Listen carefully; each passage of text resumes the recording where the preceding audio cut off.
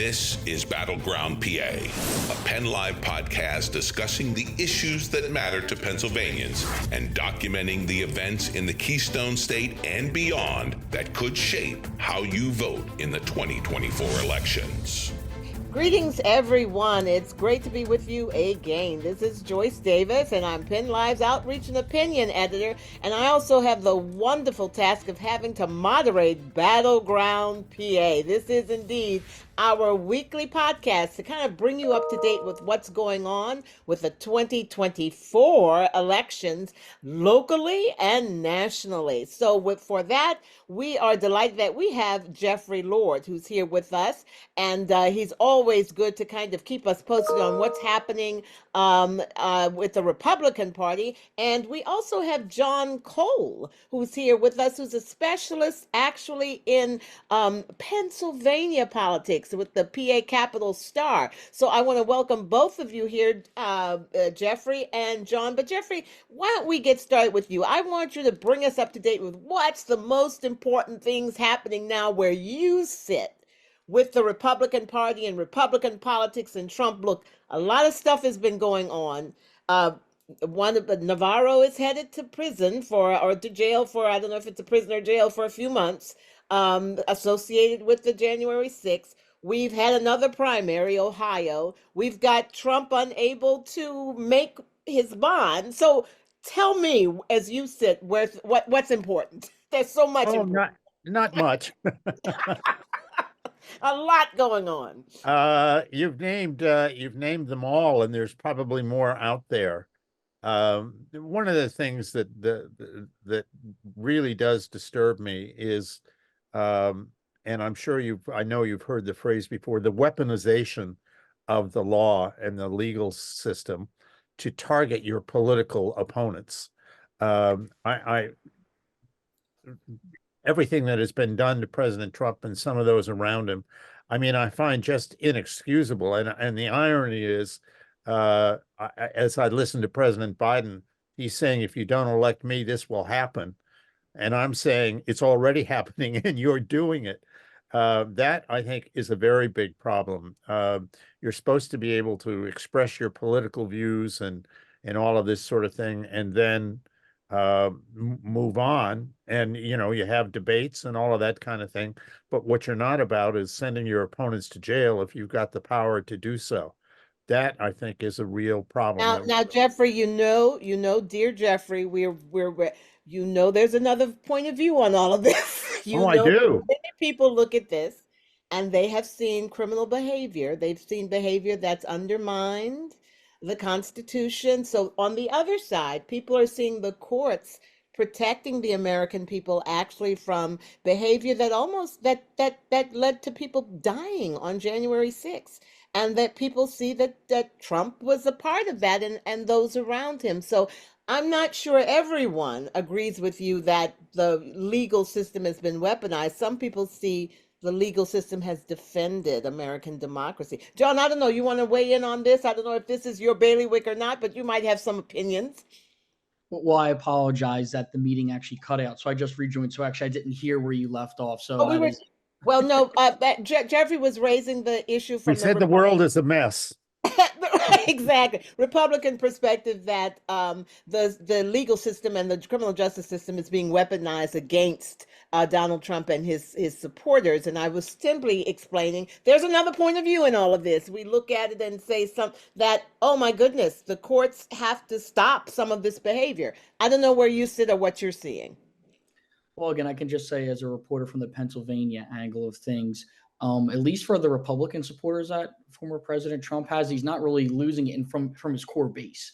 We've even seen close allies of Trump like Congressman Scott Perry in the 10th Congressional District, who was going to be one of the most interesting races this time around. He spoke at CPAC, I believe it was a month ago or maybe two, and he kind of referenced some of the legal troubles. And I guess some of them on the right are using it as a rallying point.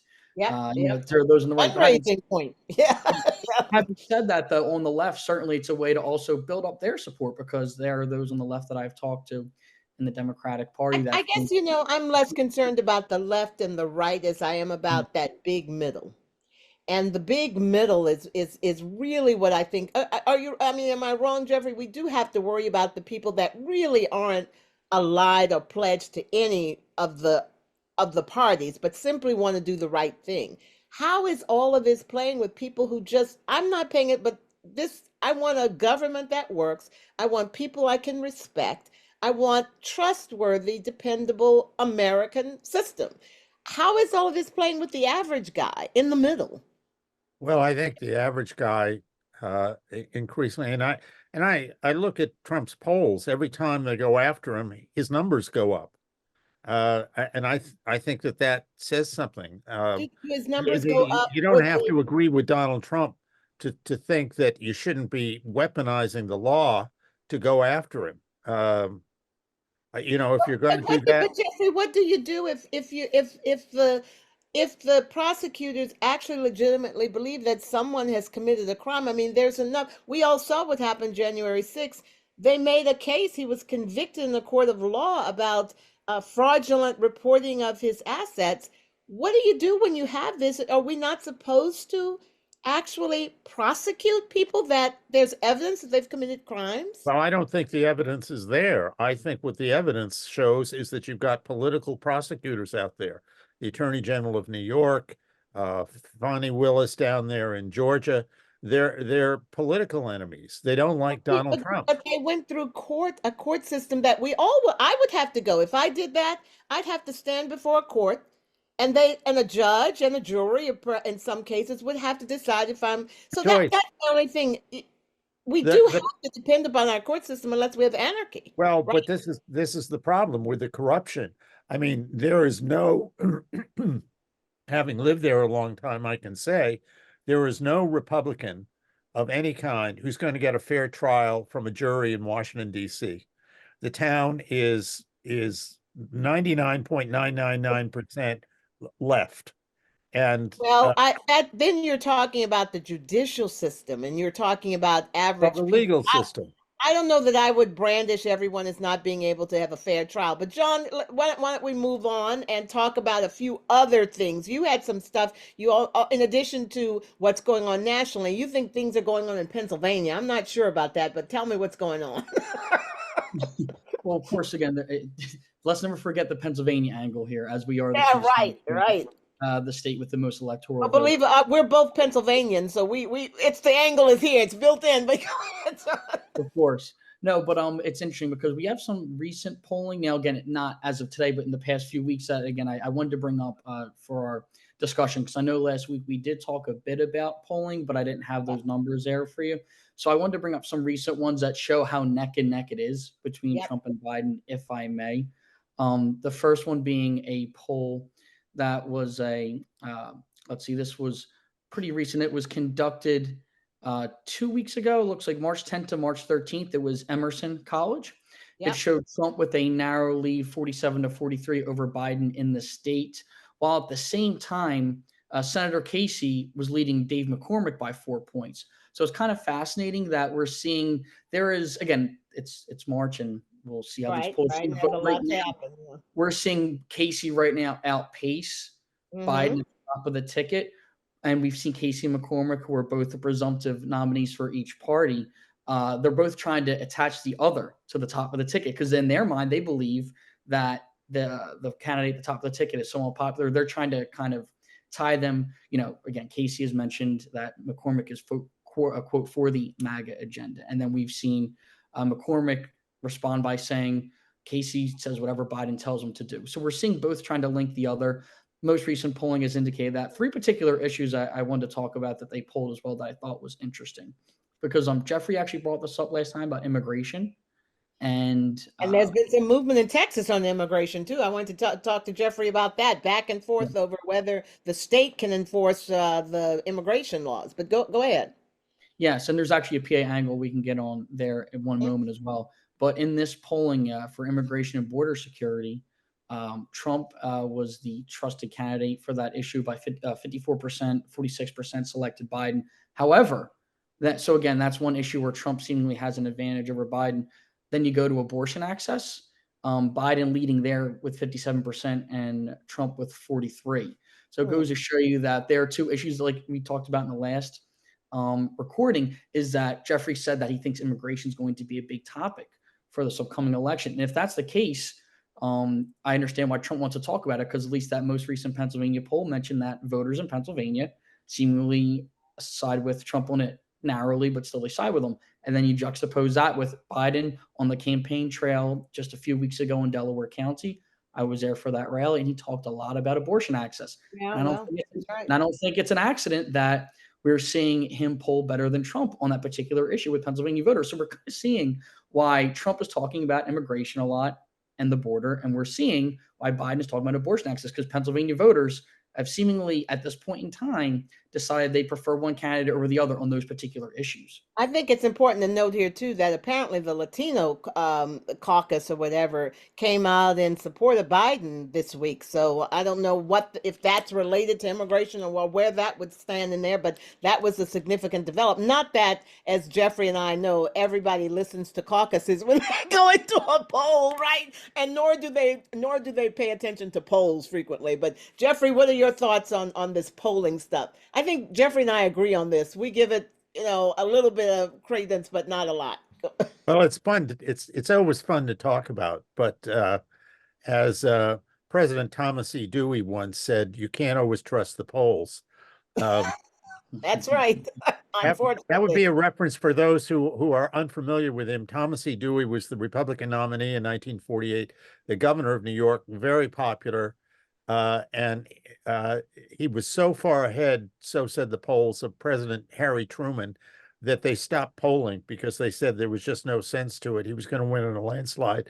And come election night, Harry Truman overcame it all and pulled the upset and defeated Dewey. So you never know. You really never know what's going to happen, even at the last minute. That could. Well, that's the thing, Joyce. That's my point exactly. I mean, and with the world and the world the way it is with Ukraine and Gaza and Sudan and all of this, who knows how?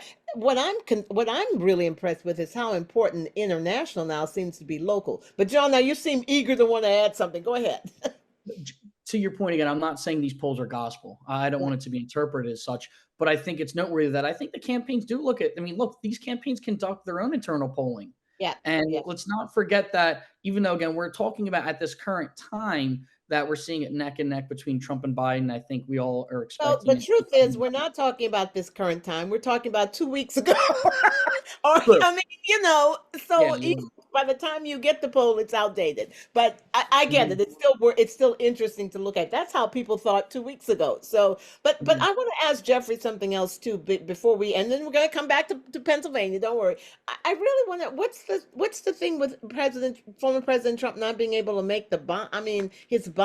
Are they going to really start taking his assets? Is that what we're looking at next week or next month? It certainly seems that way to me. I mean, I think the Attorney General of New York. I mean, recall there are all these video clips of her campaigning for the office and saying she was going to get Donald Trump. So I don't think there's anything new here. I think this is what she is all about. Again, I think in doing it, it helps him politically, but we shall see. It won't help him financially.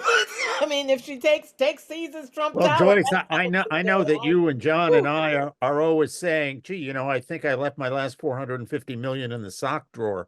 Yes, exactly. You're right. You heard me say that. Exactly. John, let's turn back to our dear Commonwealth.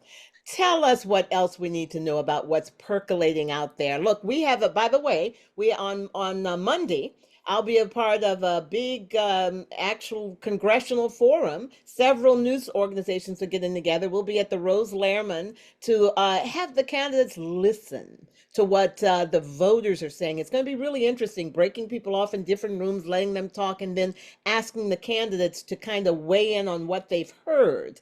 And I think that'll be very interesting. It's from, I think, starts at 5:30 for those who want to come early, and the forum itself starts around 6 or 7 at the Rose Lerman on Monday. So they might want to look that up. PennLive has several ads. So, but if you're interested but unfortunately, that's another one where only the Democrats are showing up. I mean, Scott Perry, unfortunately, doesn't want to show up at any of these forums. What is that about? Does he think he has it made in the shade, so to speak, John? So, well, one, I would ask you, Joyce, are we talking about the candidates for the 10th congressional district Yes, participating in this forum? exactly, exactly. Okay. Only the Democratic candidates, although everyone was invited. So my assumption would be this, and I'm not going to speak on behalf of Congressman Perry, of course. I'm sure Oh, Jeffrey would you're be more not here for that? Oh, I'm I know. sorry. And I'm sure Jeffrey would be more than glad to do that. But I will say, of course, there's 6 Democrats right now running to try to take on Perry. It's a crowded field. Um, I think, again, it's one of the seats that Democrats are most targeting in the state. And Congressman Perry, who is an incumbent, doesn't have a primary challenger. So my guess would be that right now he has a clear path to November. He's already thinking about November when this crowded field of Democrats right now, and there's no public polling at this point to show who the clear frontrunner is. Even though there's a few candidates that have raised significant more money, but that doesn't mean they're going to win. Just because you're raising money doesn't mean you're going to win. So the thing is, I think the reason why we're seeing this full court press, so to speak, from Democrats participating in a bevy of forums. I've covered a few. I've been to a few. I've driven from Philadelphia to the Harrisburg region for them. So, I mean, they're certainly worth covering. It's one of the most interesting races in the state. But the reason we're seeing Democrats do it because they need to get to know the voters need to get to know them. Where Perry is already known to the district, he's the incumbent congressman for multiple terms. I think after the Democrat is picked, and after the primary takes place next month, then I think we'll start to hear chatter about when Perry will face off against the Democrat one-on-one. Sure. That actually makes sense. I mean, it makes political sense. Yeah. But you also wanted to talk about the Attorney General's race. Go ahead. Tell us about that.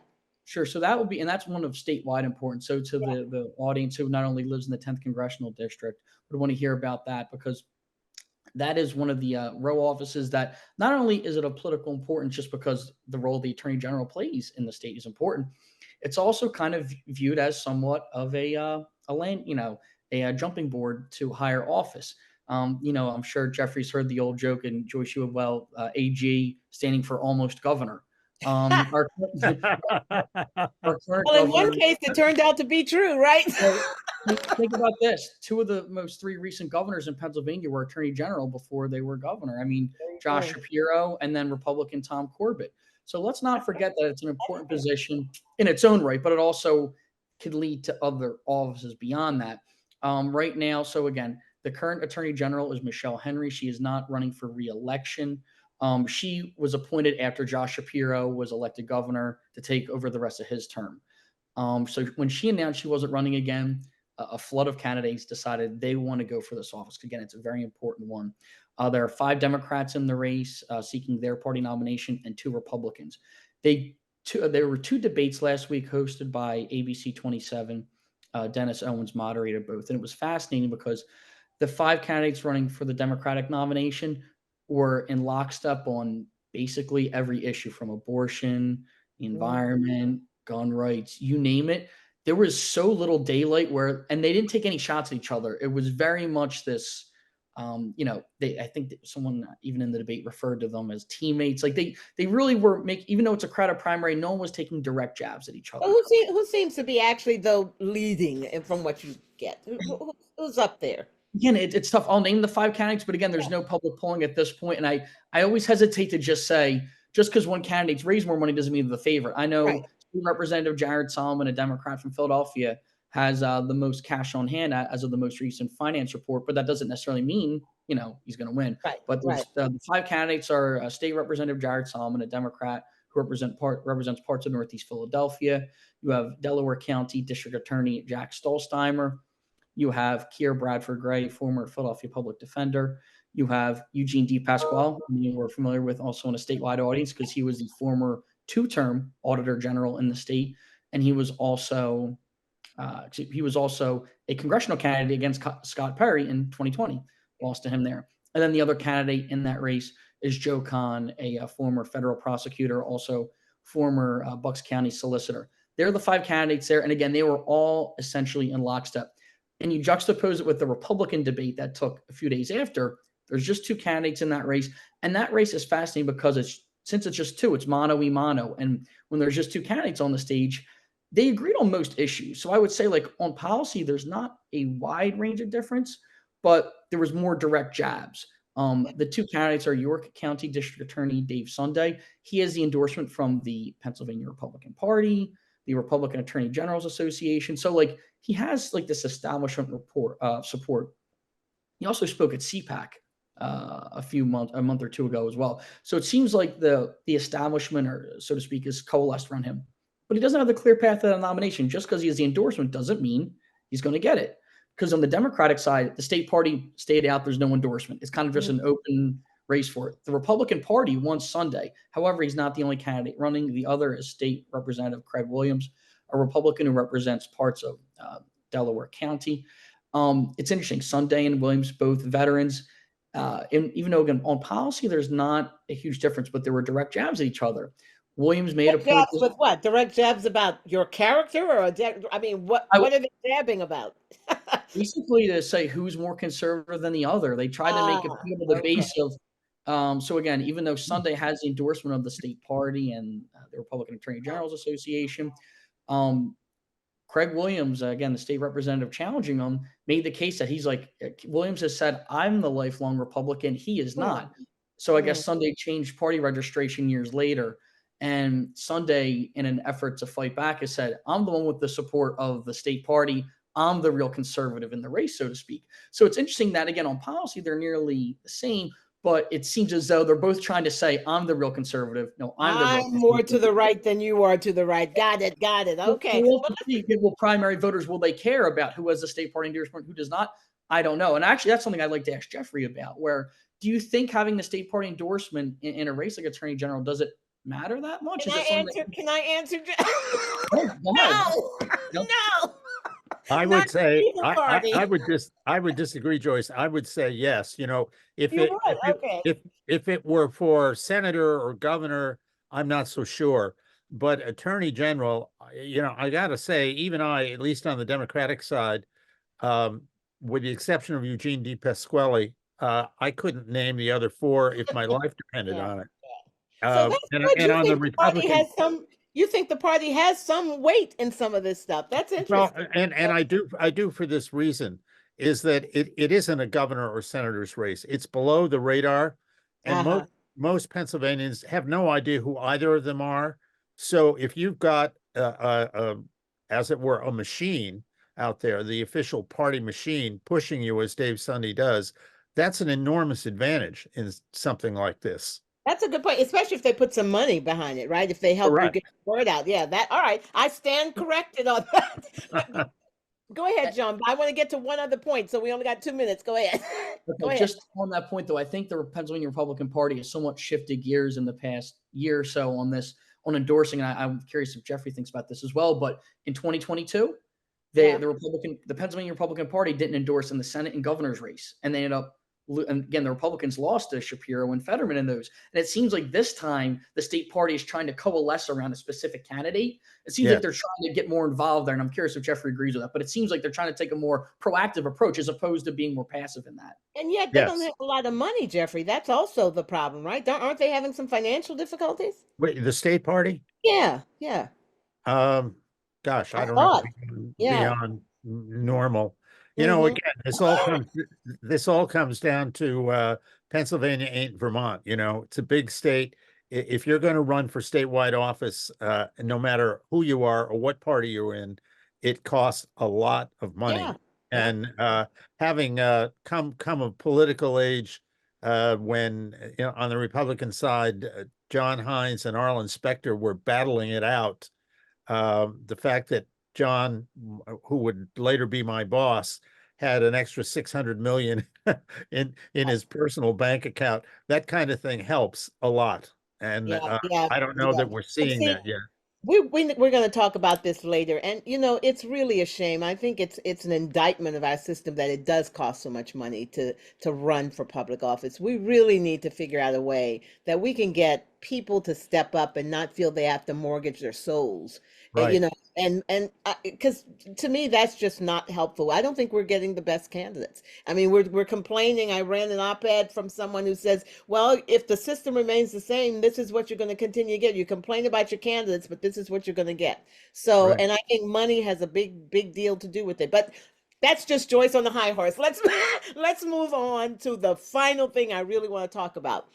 I was just bowled over when I saw that Senate Republicans are still trying to stop mail-in voting. They're still I mean, come on, it helps everybody, especially older Republican voters who will want why would anyone want to stop mail-in voting? I Jeffrey, can I'm answer going that. to you. I, I can answer that, Joyce. Okay. The answer is there are a lot of Republicans who don't trust it, who think it can be manipulated, that ballots can be, fixed and stolen and all that kind of thing. I personally would hope that we could get back to you show up physically on election day, and if you can't, for some reason, you're sick or you're out of town, you get an absentee ballot. But absent that, I just Here's don't where think you it's and I fair. did. Here's where you and I disagree. I want to be able to press a button on my computer and vote from my home. Right? We are so smart in this country. We should be able to figure that out. We shouldn't be stuck with a little piece of paper that we give to somebody. Come on, that's the Joyce, 1950s. you put your finger on the problem. We are so smart. Well, there are a lot of smart people and crafty people out there who know how to manipulate the computers and internets and all that kind of thing. And I We're just not smarter than the brains of the U.S. government to figure this out. John, I'm going to let you talk about think that. Go ahead. I just want to kind of touch on the mail-in voting thing. 'Cause it is Yeah. interesting how, like Jeffrey mentioned, there are Republicans that are hesitant to vote by mail. We've seen former President Trump kind of rail against vote by mail for some time now. However, it doesn't mean that the state party's abandoning this. I mean, just this week, the Republican State Leadership Committee PAC announced that they're trying to, basically take away the Democrats' vote by mail advantage. They're really trying to push it. There's actually an ad campaign. I think they said it's going to be an 8-figure investment. So that's not pennies that they're really trying to invest and encourage Republicans to quote, to vote by mail. I've even seen They the push should. from Yeah. Pennsylvania Republican Party saying what bank your vote. I think they're trying to encourage people to vote by mail, and it's something where I'm curious how Republican voters will respond to it because it feels like there's conflicting messages where the state party is pushing Republican voters, they're encouraging vote by mail. We've even seen some conservative lawmakers who maybe at once were hesitant get on board. State Representative Russ Diamond, who represents Yeah. parts of Lebanon County, certainly a conservative lawmaker, he penned an op-ed. Don't quote me on the exact year. It was either 21 or 22.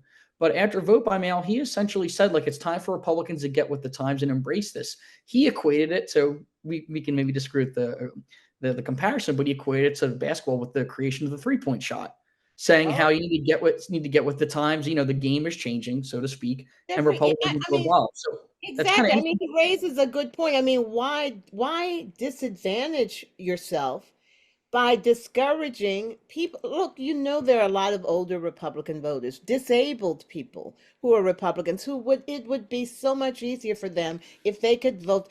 And maybe it's not in the system, it's fix it. Make it establish it so that people really have confidence. Maybe that's where we can find some common ground, Jeffrey. What about that? What if we really could reassure them that it's safe? Well, if I thought it was safe, Yeah. I might feel differently. I just don't think it's safe. And having been around the election system, wow, I keep thinking of that. There's lots of elections I could cite, but I keep thinking of that 2000, what was it, 2004 or 1994, I guess it was, Philadelphia special election for a state Senate seat. And, you read the front page of the New York Times in the day, and a federal judge overturned the election and gave it to the Republican and said that there had been, his words, not mine, a massive scheme by Democrats to steal the election, unquote. Well, it's because they were enabled to do so with, in that case, I think it was absentee ballots. So You don't think they until try we to have a think system they that, try to steal the election another way? If that, I mean, if people are going to try to steal an election, they can steal it anyway, right? I mean, come on. I mean, I think the point that we're all trying to make here is that this is an advancement that could help a lot of people. We just need to make it safe, make it fact. I mean, I think, yeah, go ahead, John, and then I'm going to ask each one of you to tell us what's in the week ahead. Go ahead, Yeah, John. just one last note on that. And again, Jeffrey, again, these are not my words. The Pennsylvania Republican Party is the one telling people to vote by mail. So again, I yeah. just wonder how those voters are going to respond that you're hearing Trump kind of talk about not liking vote by mail, but the state party is investing money into this. Act 7, Pennsylvania vote by mail was really expanded in what? What was it, Act 77 a few years ago, and most Republicans voted for that. It was Yeah. what essentially got vote by mail in Pennsylvania. But It was the compromise of eliminating straight party tickets for Democrats. Didn't want to lose that, but they want to vote by mail. So that was the compromise bill. And guess As what? I recall, though, John, when we had our governor's primary, you had Republican candidates on stage saying that they had supported it and they regretted it. And that is true, Jeffrey. We've seen some maybe potential buyer's remorse from Republicans on it, but either way, they vote like more Republicans actually voted for Act 77 than Democrats. So I mean, it's not like this was just a partisan bill that was rammed through. You know what I mean? This was a compromise. I agree. Okay, we'll continue this fight over later, Jeffrey. We'll get okay, Till but next right December. Until next December. All right. Well, I appreciate everyone being here to debate these issues, and look forward to our next Battleground PA coming up next week. See you guys soon. Bye-bye. Bye-bye. Bye-bye, Jeff. Bye-bye, John.